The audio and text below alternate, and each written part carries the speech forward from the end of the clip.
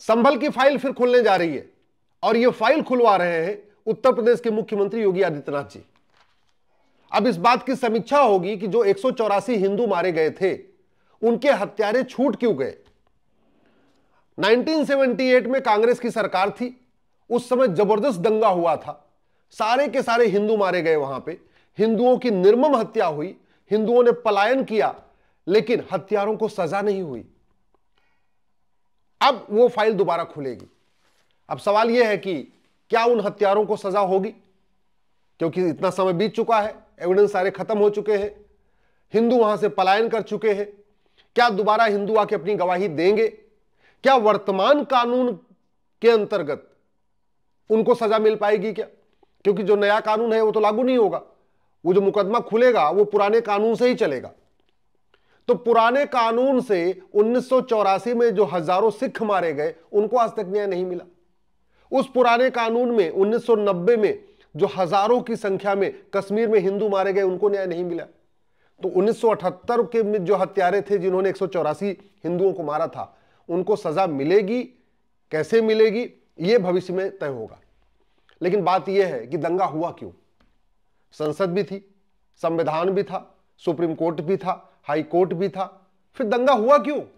दंगा इसलिए हुआ क्योंकि संभल में हम घटे और पूरी दुनिया में हम जहां जहां घटे वहां वहां दंगा हुआ और दंगा हुआ फिर कटे। आजादी के बाद संभल में हिंदू 55% थे, लेकिन वो 55% से घटना शुरू हुए। और घटे क्यों? जनसंख्या जिहाद के कारण। घटे क्यों? धर्मांतरण जिहाद के कारण। घटे क्यों? लब जिहाद के कारण। और वो आज भी चल रहा है।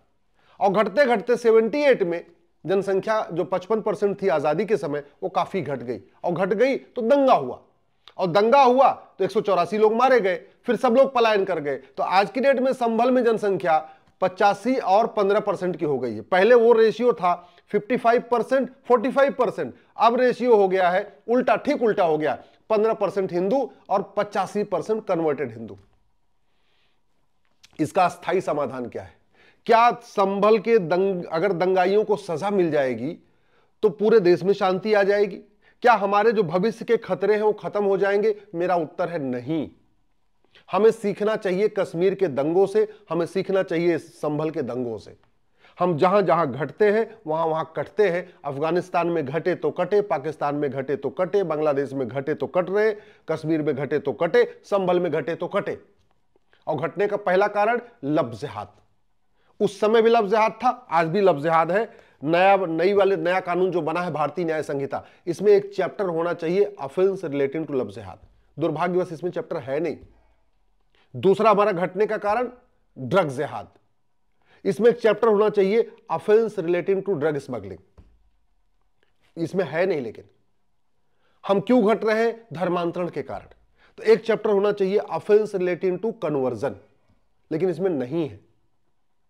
धर्मांतरण इसलिए 10,000 हिंदुओं का प्रतिदिन धर्मांतरण हो रहा है। अब संभल उम्बल में तो हिंदू बचे नहीं कि उनका धर्मांतरण होगा, कश्मीर में हिंदू बचे नहीं कि उनका धर्मांतरण होगा, आपके नागालैंड में, मिजोरम में, ऐसे स्थानों पे तो धर्मांतरण होगा ही नहीं क्योंकि खत्म हो चुके हिंदू। हाँ, लेकिन जहां बचे हुए उनका हो रहा है। तो प्रतिदिन 10,000 हिंदुओं का धर्मांतरण का मतलब साल में लगभग 40 लाख हिंदुओं का धर्मांतरण हो रहा है। चौथा कारण है हमारा डेमोग्राफी बदलने का, हमारा घटने का, क्योंकि वहां पे कन्वर्टेड हिंदुओं की संख्या बढ़ रही है। तो कन्वर्टेड हिंदुओं की संख्या जो तेजी के साथ बढ़ रही है, उसका दो कारण है। पहला, वहां घुसपैठियों को लाके बसाया जाता है, दूसरा जनसंख्या विस्फोट किया जाता है। आप एक एक किसी बांग्लादेशी को पकड़ लीजिए, रोहिंग्या को पकड़ लीजिए, 15 बच्चे, 16 बच्चे, 18 बच्चे, 22 बच्चे तक परिवार हमने देखा है। मैंने ऐसे बांग्लादेशियों को देखा है, ऐसा रोहिंग्याओं को देखा है जिनके 22 बच्चे हैं, वो भारत में रह रहे हैं। तो अगर वास्तव में अगर हमें भारत को बचाना है, दोबारा संभल जैसी घटना न हो, तो हमें ये जो भारतीय न्याय संहिता है, इसमें एक चैप्टर होना चाहिए ऑफेंस रिलेटिंग टू इन्फिल्ट्रेशन। और अगर हमें वास्तव में भारत को बचाना है तो जो 90,000 बच्चे रोज पैदा हो रहे हैं, जिसके गरीबी का मूल कारण जनसंख्या विस्फोट है, बेरोजगारी का मूल कारण जनसंख्या विस्फोट है, कुपोषण का मूल कारण जनसंख्या विस्फोट है, प्रदूषण का मूल कारण जनसंख्या विस्फोट है। सुबह सरकारी हॉस्पिटल में चले जाइए, लाइन में देख लीजिए क्या पोजीशन है, कितनी लाइन लगी हुई है। खासतौर पे जो महिलाओं का उपचार करती हैं डॉक्टर, जो गायनोलॉजिस्ट है, उनके यहाँ देख लीजिए सुबह सुबह कि कुल हॉस्पिटल में अगर 100 प्रेगनेंसी के केस आ रहे हैं तो 100 प्रेगनेंसी के केस में कौन कितने परसेंट हिंदुओं की प्रेगनेंसी के केस है आपको पता चल जाएगा। ज्यादा कुछ नहीं कहना। आप किसी भी अपने शहर के सरकारी हॉस्पिटल में सुबह पहुंच जाइए, जहां पर्ची कटती है वहां देख लीजिए कि कुल कितनी पर्ची कटी है और उसमें से कितने परसेंट हिंदुओं की पर्ची है। और आपको क्लैरिटी चाहिए तो वहां पे जो गायनोलॉजी डिपार्टमेंट होता है, जो गायनोलॉजिस्ट होती है, उनके पास चले जाइए, उनसे एक दिन पूछ लीजिए कि मैडम आज आपने दिन भर में कितने महिलाओं का उपचार किया, कितने महिलाओं को देखा है, उसमें से कौन कितने परसेंट है, पता चल जाएगा। नाम तो सबका लिखा रहता है। 90,000 बच्चे रोज पैदा हो रहे हैं, इसमें हिंदू मात्र 45,000 पैदा हो रहे हैं। ये बहुत बड़ा खतरा है।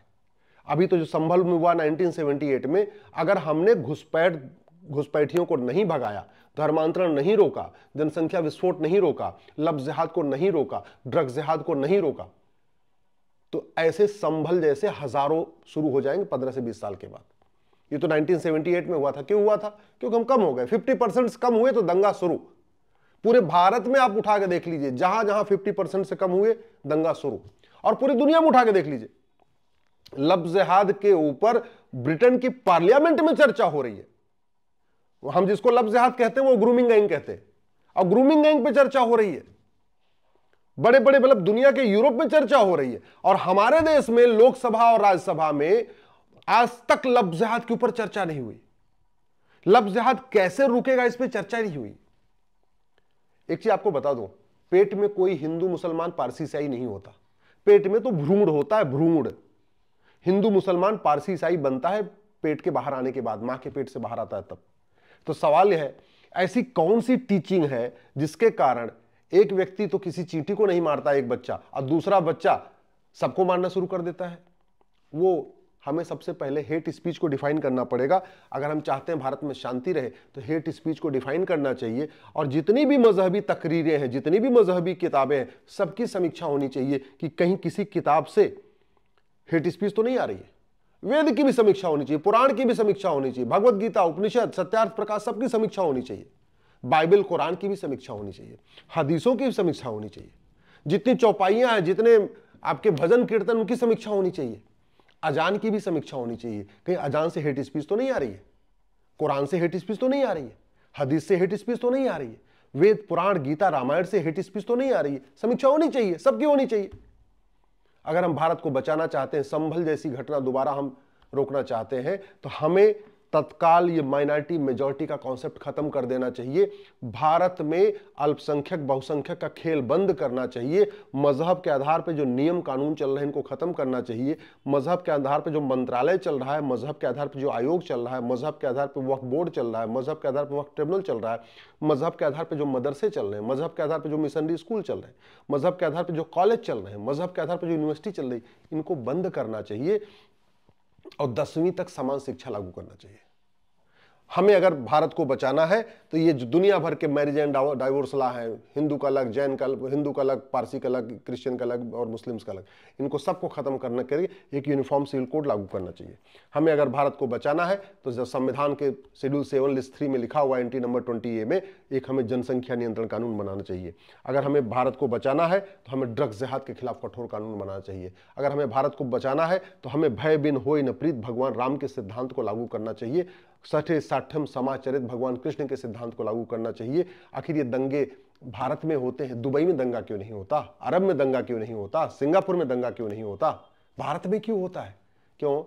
उसका समाधान है जस्टिस विद इन ईयर। 1 साल के अंदर मुकदमों का फैसला शुरू करिए। मैं कह रहा हूं कानून का खौफ पैदा हो जाएगा, और जो आदमी जो अपराध जहां करे उसको वहीं सजा दीजिए। जो जहां बम विस्फोट करे उसको उसी स्थान पर फांसी दीजिए। जो जहां पे किसी का सर तन से जुदा करे उसको वहीं लाके उसका सर तन से जुदा करिए। जो जहां पे जो अपराध जो जहां करता है उसको सार्वजनिक रूप से वहीं करिए। अगर कोई दंगा कर रहा है, अगर 1000 आदमियों के सामने दंगा कर रहा है, उसको लाके वहीं 1000 आदमियों के सामने सजा दीजिए। फिर कानून का खौफ पैदा होगा। नार्को पॉलीग्राफ ब्रेन मैपिंग कानून बनाइए। झूठ को गंभीर अपराध घोषित करिए। ये जितने दंगाई छूट जाते हैं वो झूठी गवाही के दम पे छूटते हैं। तो झूठ पकड़ने के लिए नार्को पॉलीग्राफ ब्रेन मैपिंग कानून हो, हर जिले में झूठ पकड़ने के लिए एक नार्को पॉलीग्राफ ब्रेन मैपिंग की लैब हो, झूठी जांच को गंभीर अपराध घोषित किया जाए, झूठी गवाही को गंभीर अपराध घोषित किया जाए, और भ्रष्टाचार को गंभीर अपराध घोषित किया जाए। क्योंकि इनके पास बड़े पैसे हैं, बड़े बड़े इनके वकील खड़े हो जाते हैं। अभी कोर्ट ने भी कहा है एनआईए कोर्ट ने कहा कि इनके पास कहां से फंडिंग आ रही है। उस फंडिंग के दम पे ये फर्जी अपनी एज सर्टिफिकेट, अपनी उम्र कम दिखा देते हैं। कैसे? पैसा देते हैं, फर्जी एज सर्टिफिकेट, पैसा देते हैं, फर्जी आधार, पैसा देते हैं, फर्जी डॉक्यूमेंट, पैसा देते हैं, फर्जी वसीयत, पैसा देके फर्जी विरासत, पैसा देके फर्जी ड्राइविंग लाइसेंस, सारे डॉक्यूमेंट फर्जी से बना लेते हैं। तो इसलिए फर्जीवाड़े को गंभीर अपराध घोषित करना पड़ेगा। भारत को सुरक्षित बनाना है तो नियम कानूनों को बदलना होगा, शिक्षा व्यवस्था को बदलना होगा, न्यायिक व्यवस्था को बदलना होगा, पुलिस व्यवस्था को बदलना होगा, प्रशासनिक व्यवस्था को बदलना होगा, टैक्स व्यवस्था को बदलना होगा, भ्रष्टाचार अपराध को गंभीर अपराध घोषित करना होगा, तब भारत सुरक्षित होगा। आखिर सिंगापुर सुरक्षित है ना, दुबई सुरक्षित है ना। भारत के लोग पलायन करके ऑस्ट्रेलिया जा रहे हैं, दुबई जा रहे हैं, सिंगापुर जा रहे हैं। भारत के लोग भारत में क्यों नहीं रहना चाहते? ये तो भगवान श्री राम का देश है, भगवान कृष्ण का देश है, भगवान परशुराम का देश है, गौतम बुद्ध का देश है, भगवान महावीर का देश है, छत्रपति शिवाजी महाराज का देश है। यहाँ तो गुरु तेग बहादुर जी ने जन्म लिया। फिर भारत के लोग पलायन क्यों कर रहे हैं? क्योंकि भारत सुरक्षित नहीं है। सुरक्षित भारत बनाना है तो नियम कानूनों को बदलना होगा और कोई तरीका नहीं है।